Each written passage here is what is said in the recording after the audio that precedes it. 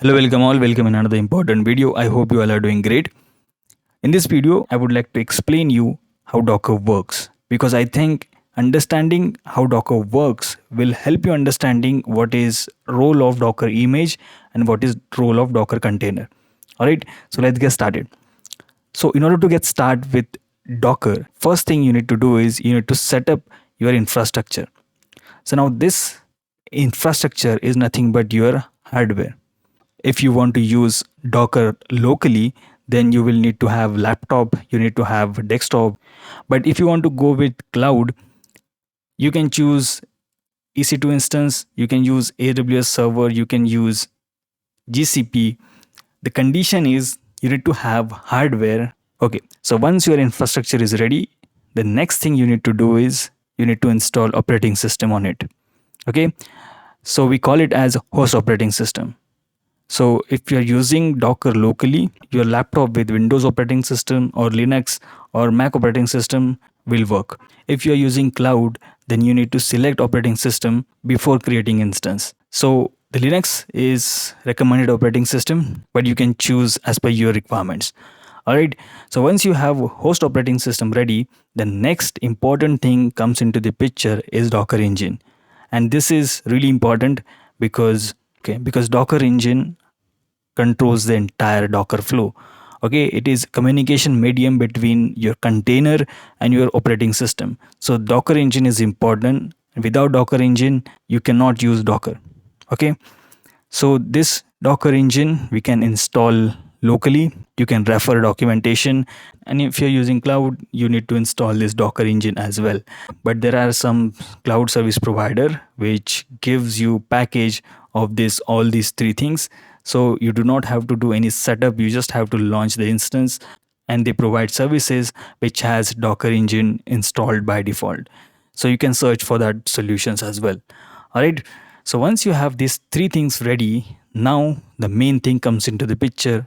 That is nothing but Docker image. These are the properties of Docker image. First important property is Docker image is executable package of a software that includes everything.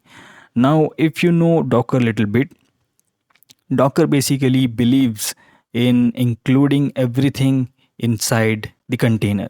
So you have your dependencies. So for an example, you're using Node.js, you need to install Node.js inside the container. So that is your dependencies. Then also Docker holds your code, your system tools, system libraries, and settings that you need for your project to run. Okay, basically inside the Docker we have everything. So the image is nothing but executable package. Okay, the second property of image is read only.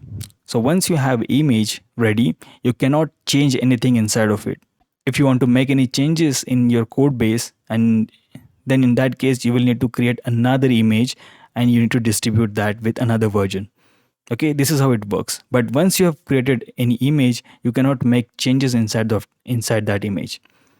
Okay, third property of image is it is zip file and 7-zip file. It is nothing new. It's just a snapshot of your running container code. Okay, so and the fourth property of image is it is portable. So that means the main use case of image is, let's say if any developer, let's say developer 1 working on Docker, and she has some work done, and developer 2 wants developer 1's work. So in that case, how developer 1 can share her work with developer 2? So in that case, developer 1 has to create Docker image, and that is nothing but portable. So once Docker image is created, she can transfer that zip file or 7-zip file to developer 2, and developer 2 will import that Docker image inside her machine. So this is how it works. So basically we use Docker image to transfer our Docker work. All right, so now let's understand what is Docker container. So these are the properties of Docker container. So basically Docker container is running instance of your image. So Docker image which we have created in previous step, we will use it, we will run it, and we will call that running instance as a Docker container.